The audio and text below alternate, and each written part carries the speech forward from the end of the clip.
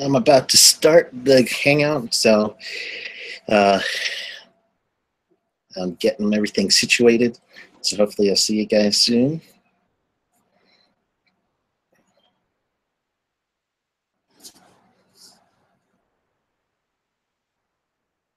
Excellent. So I'm checking to make sure that I'm seeing stuff on. I've got a pad on my right side. I'm going to raise my volume a little. I need to check my volume.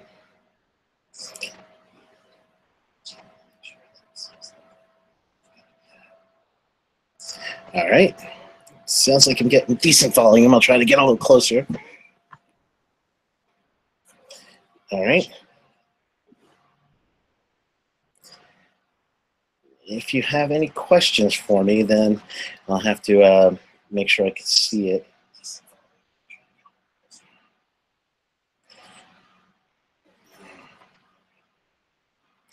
So we will get started in just a minute. I'm going to share my screen.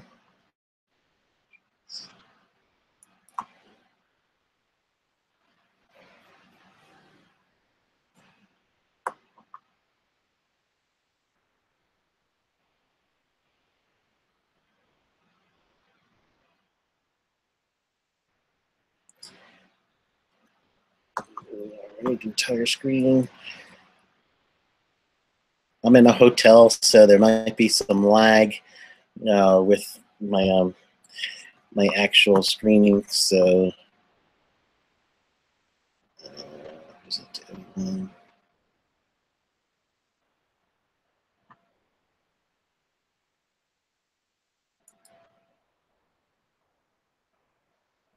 it's going to keep going like that until I get my my PowerPoint up.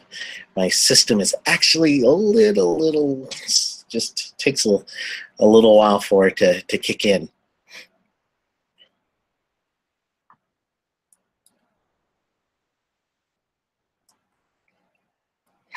I'm checking my pad again on the other side just to make sure that you guys could hear me.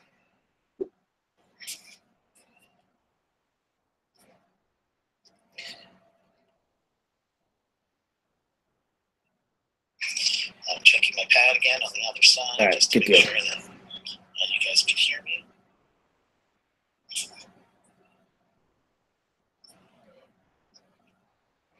All right. We're at 6 o'clock, but I'm going to give us just a couple more minutes to make sure that if anybody is coming on, that they get to be on.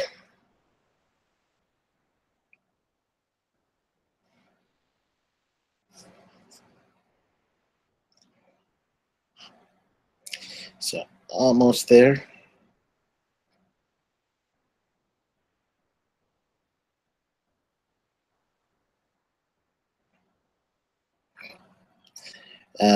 Today I'm kind of going to do this more as a lesson than I am a full presentation.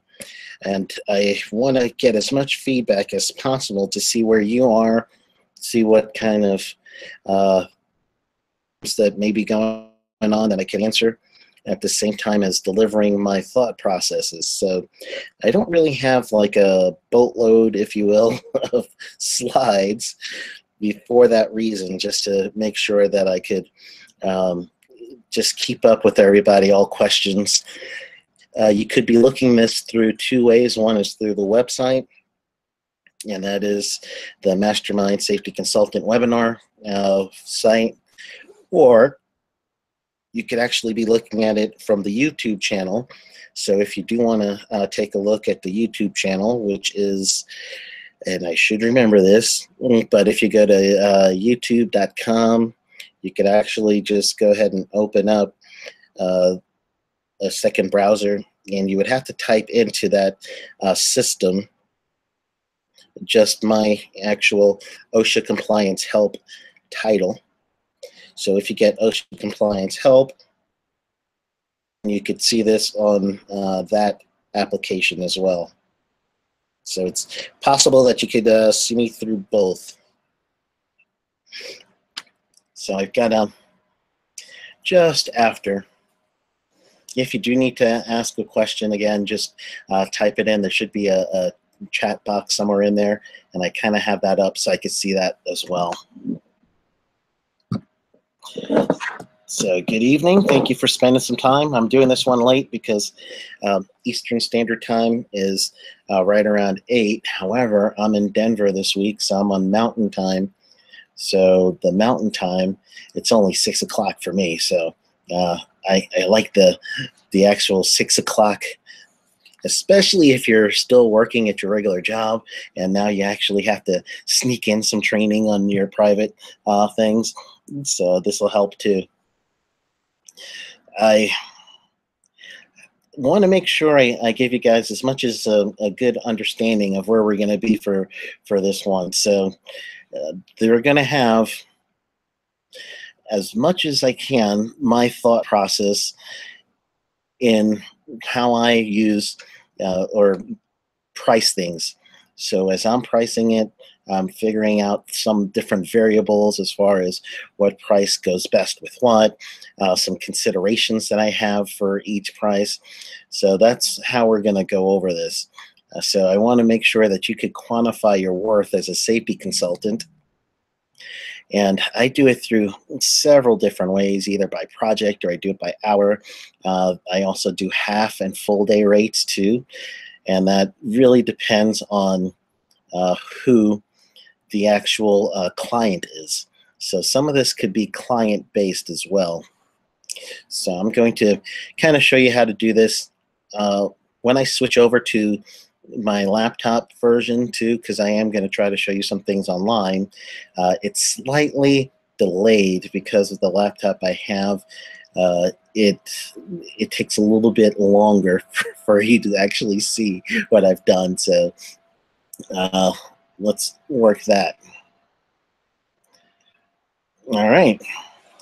So first thing's going to be typical expenses. So if you could see the typical expenses slide, then we're all in the same place. If you cannot, then go ahead and send me a little message that you're not seeing what I'm seeing.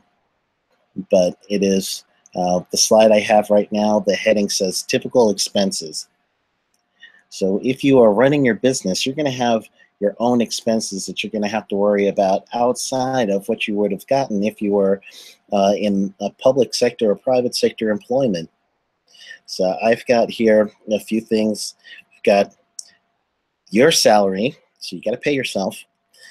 Personal expenses that are paid, basically your line item there. If you have rent, you got to include that. Utilities, office supplies, promotional materials, all those things got to be included in there. If you do need salary for other people that are going to be doing work for you, then you got to add that in too in your price.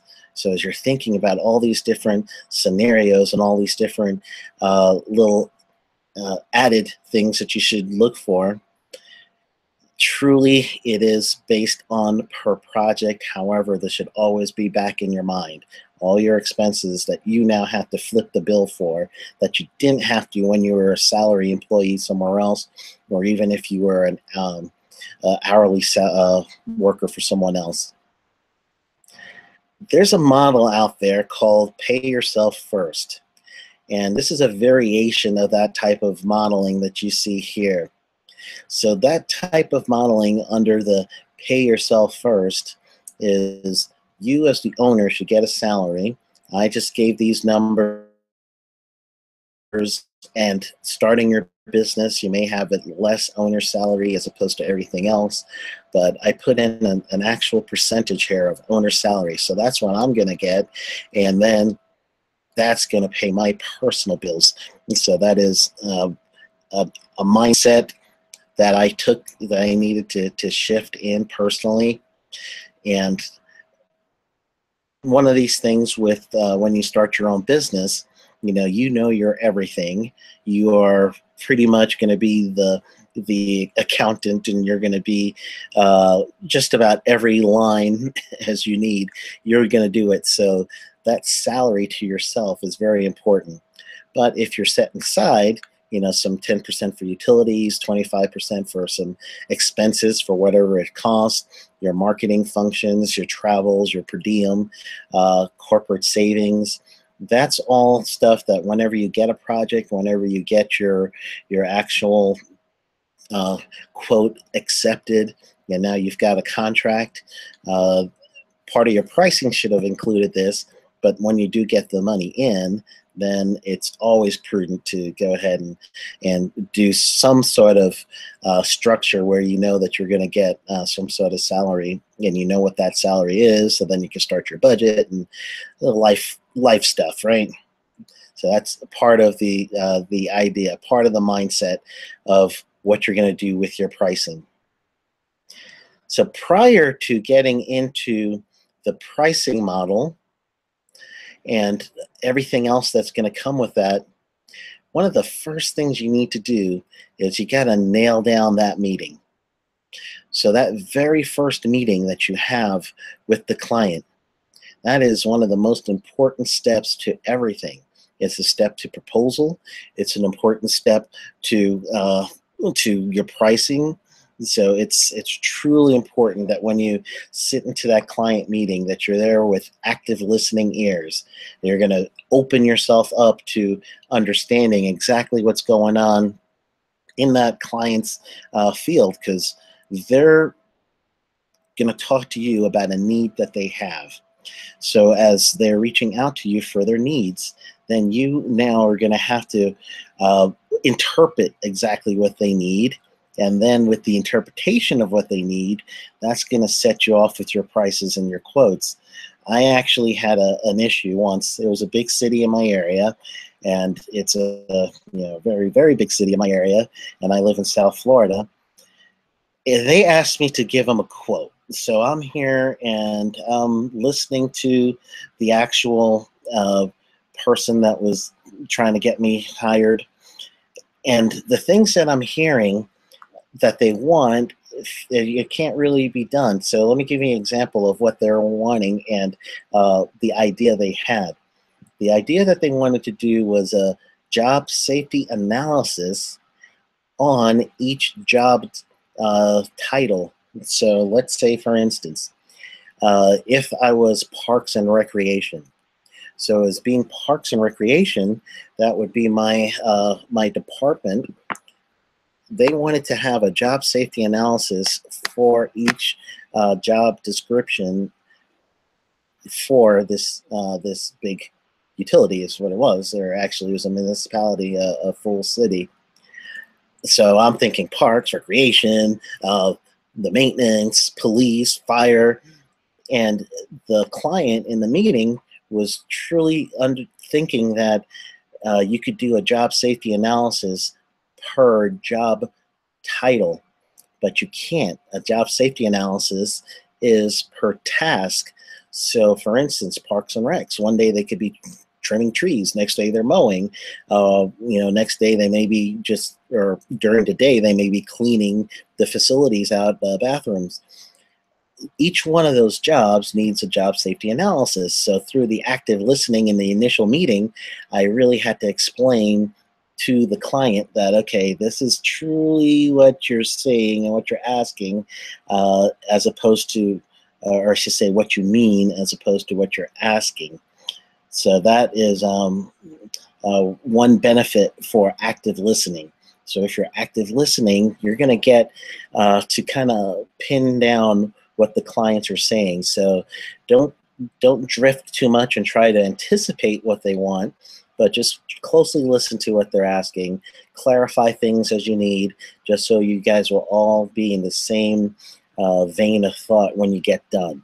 And I've seen plenty of times where it's not apples to apples anymore, from what the client initially wanted to what at the very end you come together and say, okay, so this is what we need. And that initial meeting is very important for not only setting a price, you're gonna hear key words from them as to their willingness to pay. So I've had a couple of clients who they didn't care how much it cost. They needed to have this. There was a driver big enough for them that it's okay. I will pay. Just give me this product. Give me the service. I need it now, which is great. You don't want to take advantage of that, but it's great to know that you'll get paid your worth. And then there's other clients who, they don't even want to have the initial meeting. They want to get you over the phone, and on the phone, they're asking you to, what's this going to cost? What's this going to cost? What's this going to cost? So that means that's all they care about is what's it going to cost. So I always veer away from that, and I suggest that you do that as well, because you can't think of all these different factors I'm going to mention and all these expenses and break it all down right there on the phone on that phone call, and they keep pressing and pressing and pressing because they want you to give them a quote and hope that it's going to be a quote that is low enough that they're going to accept. So that is the initial meeting to set everything off. So in that initial meeting, it's really going to get me thinking about how long is this job going to be. So how long am I going to pretty much spend time on this project?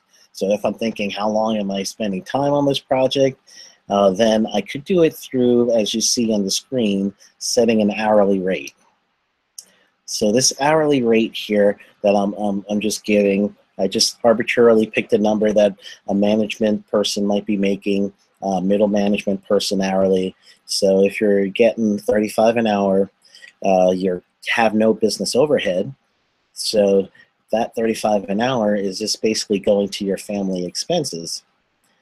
However, now that you're running a business, you got family expenses and business overhead.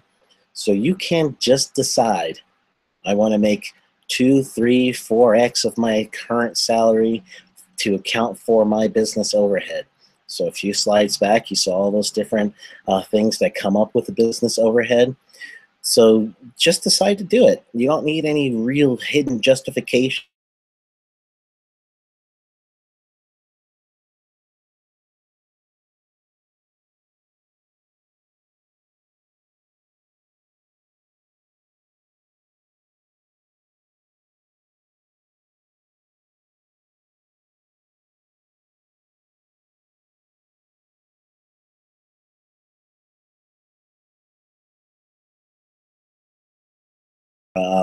Just because I was close to thinking, okay, 2x should be good because it's the most money I've ever seen an hour. However, I found out very quickly that when you're running the whole show yourself, that may not be enough. So you could do the 3x, you could do the 4x. How I like to think of consulting is, if you are consulting, you are a professional. You're a professional if you're a degreed professional, or if you're a professional just by the mere fact that you have experiences that you have gained throughout a several amount of years, whatever that is, or you're a professional through some recognized standing that you have. That is worth something. So don't feel bad about saying 2, 3, 4x, whatever, because your past company may have been paying that already. So as a consultant, I would put you in the same position as a specialist, such as an engineer, whatever they're making hourly, a specialist as in a lawyer, a doctor in that way. So yes, lawyers and doctors, they do take an account for their actual cost that they have for education, but believe you me, there is a true cost for education when it comes to safety and health as well. So don't discount that for yourself. Just go ahead and make that one of the things that you're thinking of as being truly a cost of doing business. Therefore, you set your rates. Go ahead and set your hourly rates. And I'm using this as a base. I'm not saying this to put everything that you have project-wise by hour, but I am using this as a base because it does make some numbers a little bit easier going forward. So here's another one that I use. I use a market analysis, and the market analysis is very tricky. However, it can be very rewarding if you get it right. So, for instance, I do a lot of risk management plan, which is akin to process safety management.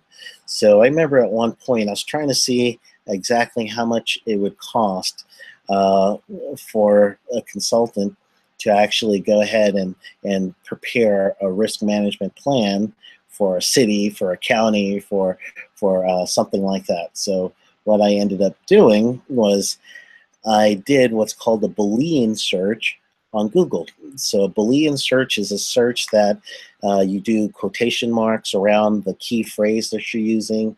You could say risk management plan, not something else, or including something else, and you put that in quotes.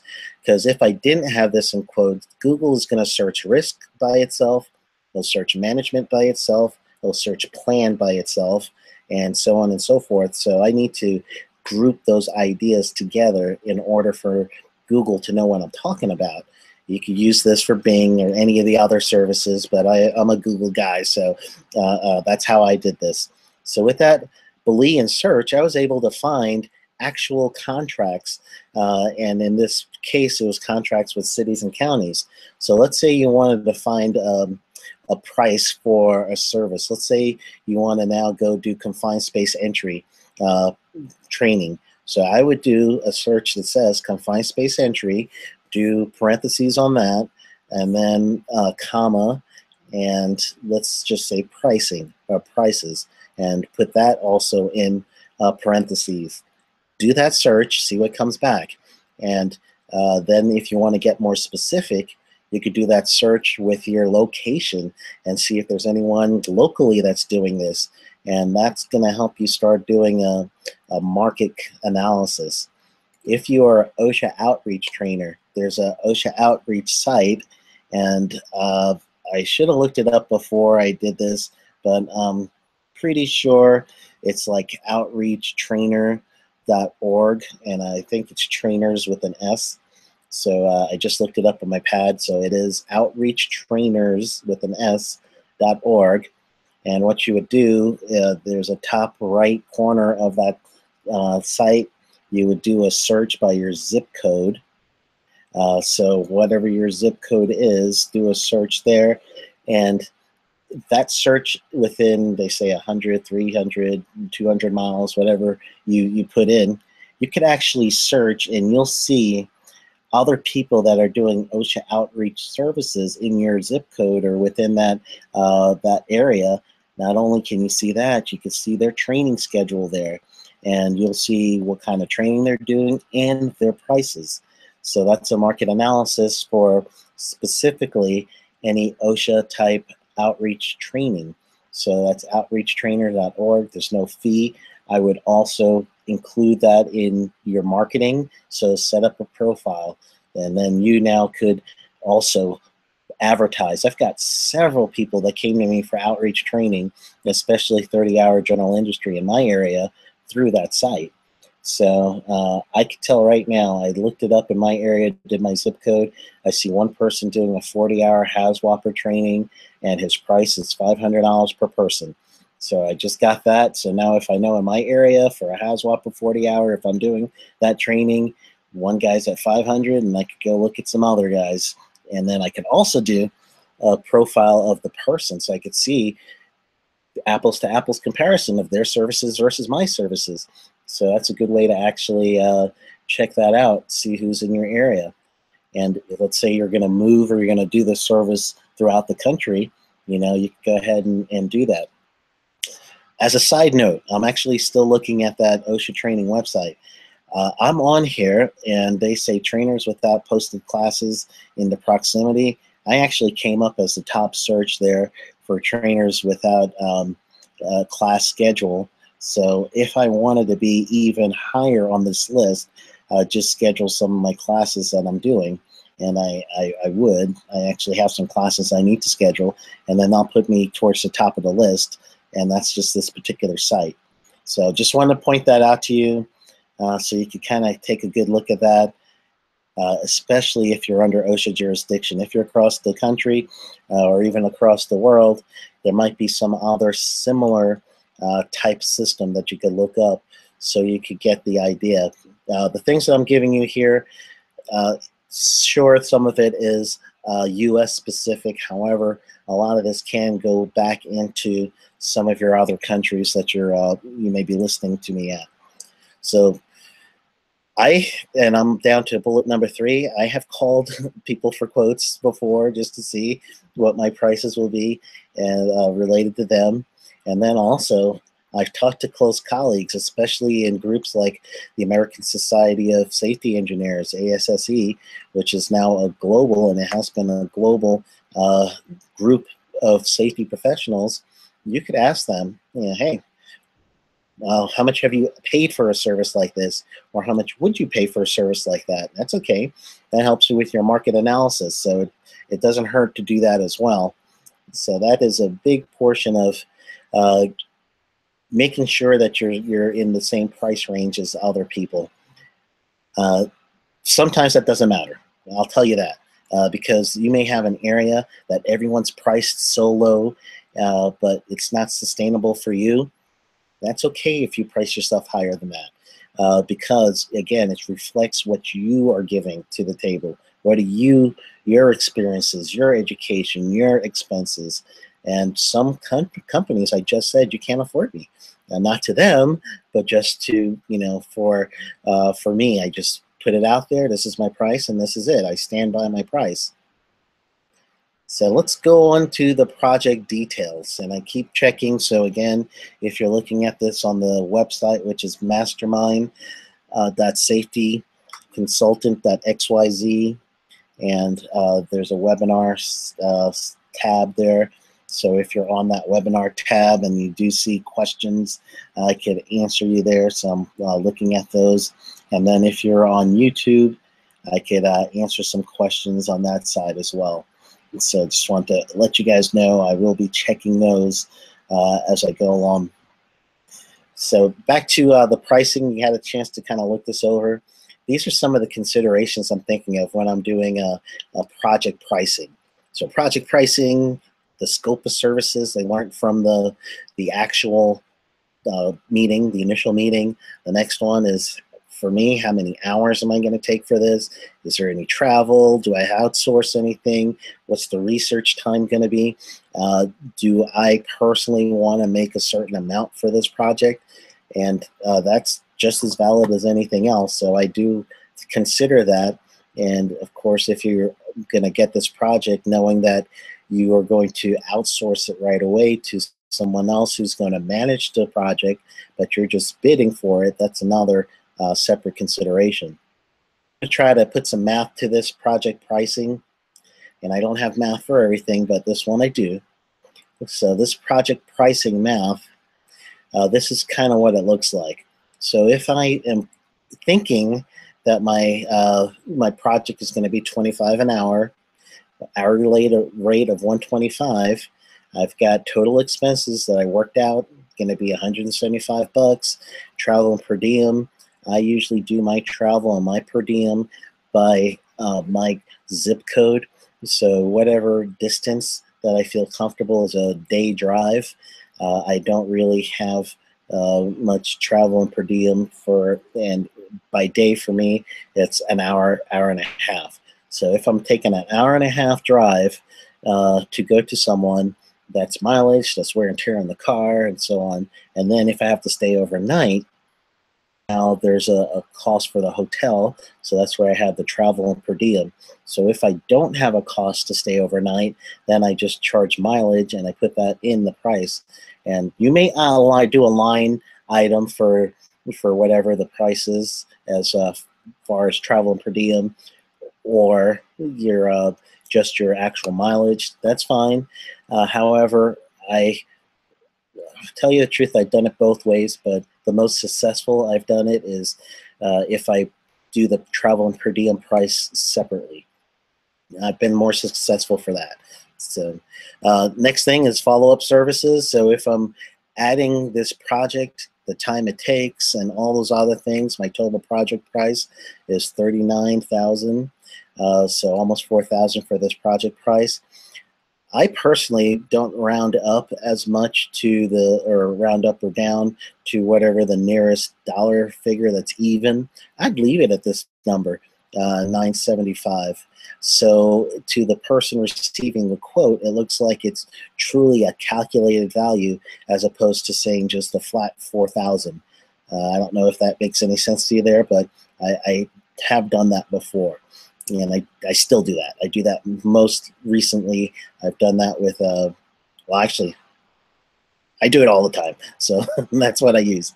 So I don't really round up to like 4,000 to make it look even. I'll just go ahead and leave it at 397 with 39.75.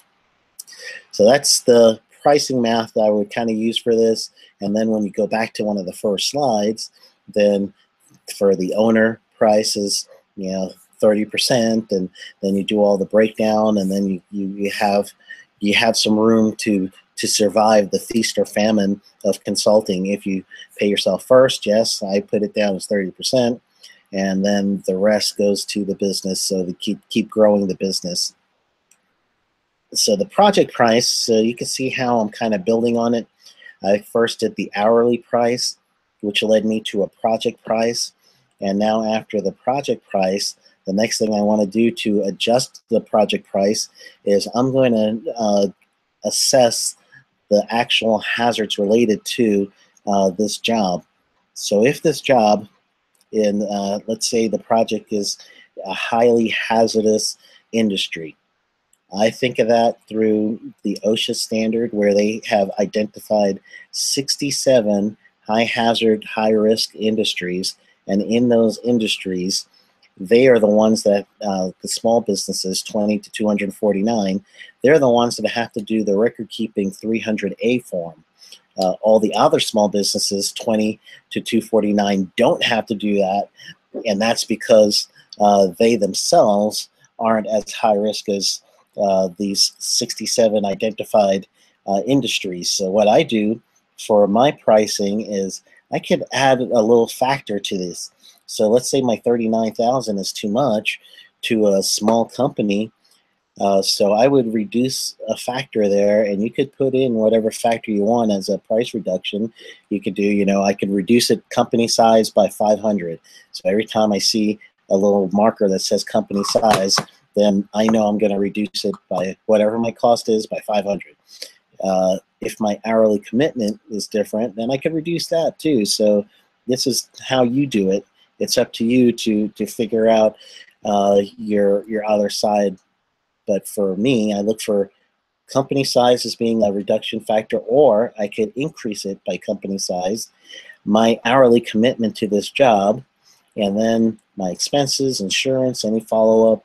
Then I'm going to adjust this by the hazards that it's going to be presented to me. So that is one of the ways that I kind of take the hourly rate into the project rate into a hazard-based rate, and just kind of keep that all going together, just to make sure that I'm considering all factors. And if you do that NAICS code list, you could go to OSHA.gov, and under the record keeping section, you should have that in the record keeping section of OSHA.gov. Training prices. So training prices, and I don't have a whole bunch more slides, but the training prices are a little bit different. So I think of, yes, however many hours it takes to develop the class. I think about how many hours it takes to deliver the class, all the materials that I may have to put together and print, and if I'm developing the material, then of course I could choose to make a workbook out of that. And if I do make a workbook, am I giving it to them to keep, or am I giving them a reference book that I could actually add some development costs to it? So here's my loaner book, here's a loaner CFR if I'm using the code of federal regulations. So you could go through class with me. It's $5 or $8 to use the CFRs, and then some people might go through and they use them and they think, oh man, I need some of these, and then now you could upsell them to actually say, hey, if you want it, it's going to be an additional $20, $30, how much it costs you to do it with a little percent over. But if they don't want to buy it afterwards, or they're returning your training material, you already have that development cost kicked in there. So now you're going to, every time you do this class, you're getting a little bit something that is going to help you with the development.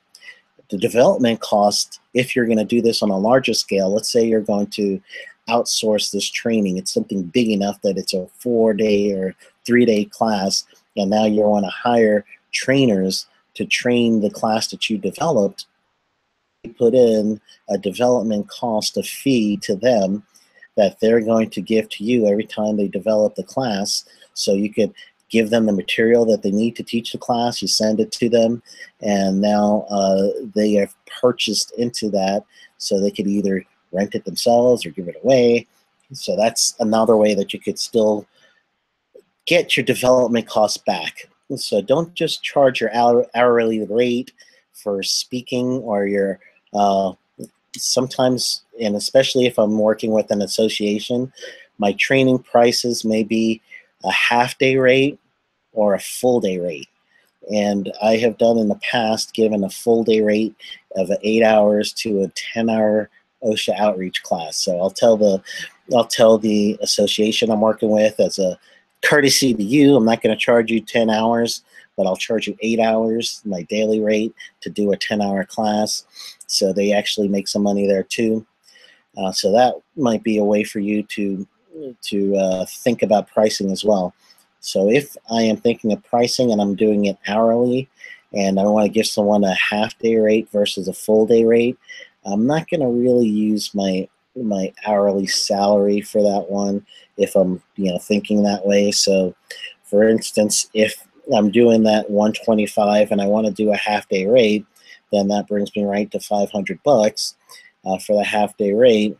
And then of course, if you're going to do the full 8-day rate, then that's $1,000. So you're basically doubling that. That's okay, but that half-day rate for the 4 hours of work, $500, is really good. However, it doesn't take into account the other things like the development cost and any other things that comes up with travel and per diem and the material. So I would actually, some people have raised it, some have lowered it, it's your call. But for me, I've actually gone up slightly on my half and full day rate with people that don't know my hourly rate. But for people that do know my hourly rate, then I'll go down slightly to give them a feel like they're catching that break, if you understand it. Because a key is to be flexible, and that's one of the things I do mention later on in my summary is, definitely you need to be flexible. But before I get into the next section, I'll let the presentation catch up with itself. I'm also going to give a quick check. So bear with me. I'm going to stop sharing my screen really quick so I could look at any Q&As that may be out there. And if there is any Q&As, then I'm going to answer. And then I'll come back to this one slide over here. So I am not seeing any questions right now. I noticed how close I was because of my speaker. I want to make sure you guys can hear me. So right now I do not see any answers on the group chat, and I'm also checking the other one, so I don't see any answers there, questions there, excuse me. So I'm going to go back and share my screen so you guys could get the last bit of some of the pricing, and then I'll check again for some questions and answers. So let me share the screen one more time, and then we'll get the rest of this.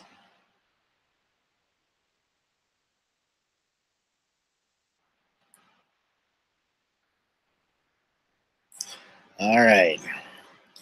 So you should be looking at the consulting services page. So if you get up to the consulting services page, then I'm just going to give you kind of an idea of some of these services and how much I would charge, or at least the pricing thought process to charging. How's that? So let's say someone calls you for an audit, and they want to do a facility audit. I would charge by the size. How many establishments am I going to? What do they do by their NAICS code, which is the North American Industry Classification System code? And so if it's high hazard versus low hazards, and then I'm getting an idea of how much time it's going to take to actually put the report together and then disseminate it back to them. So that's all in the pricing.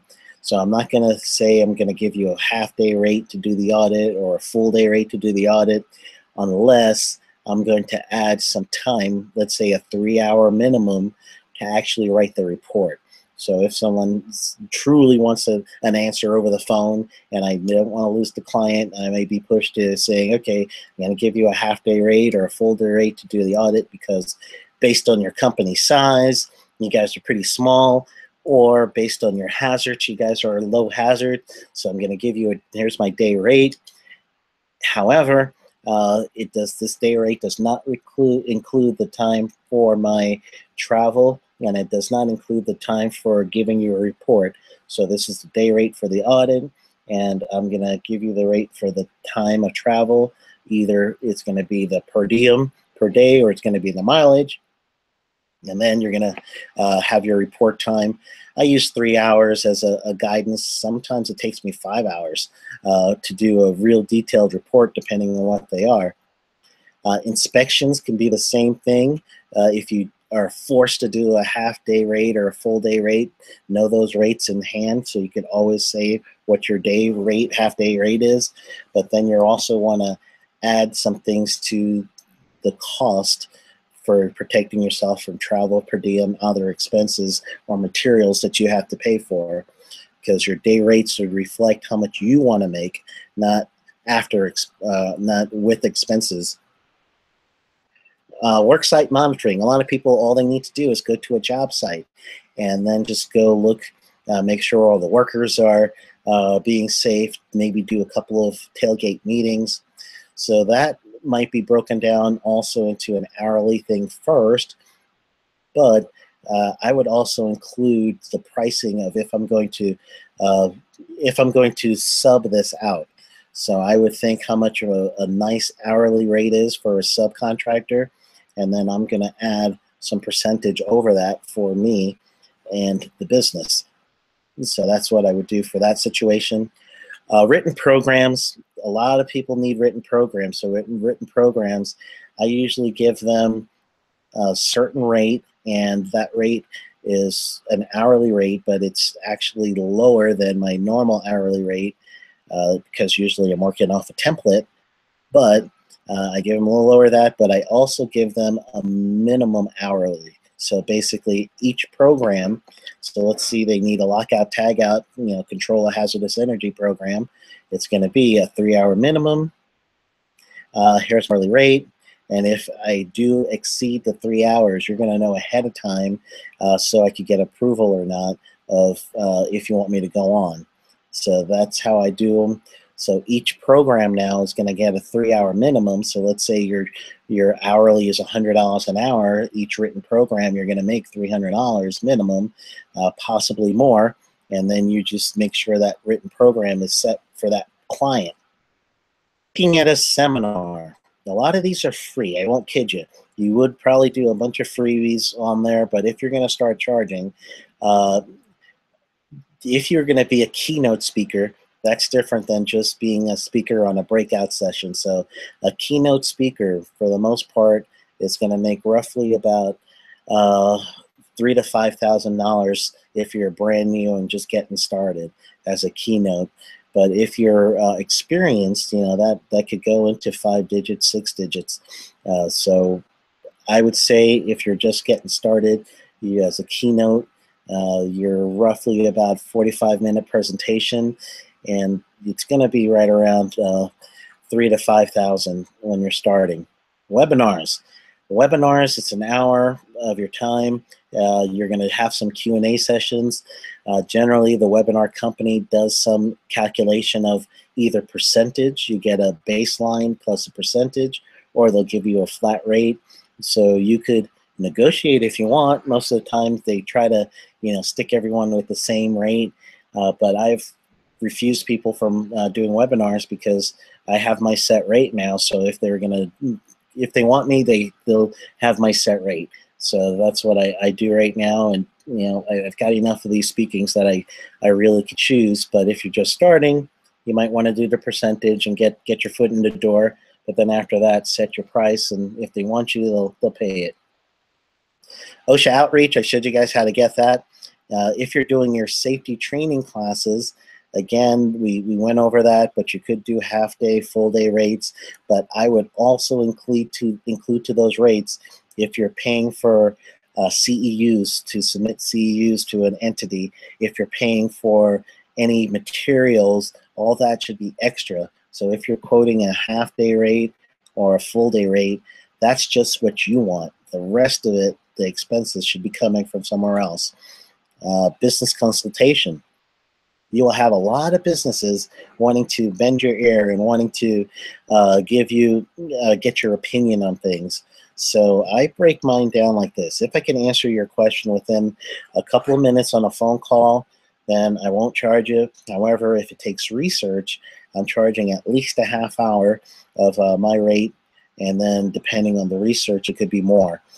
So at least a half hour to an hour is what you're going to do for business consultations. And again, that's something that you're going to save them a lot of money for. My summary is, once you get done with your pricing strategy, I gave you a few different abstracts. I showed you some math.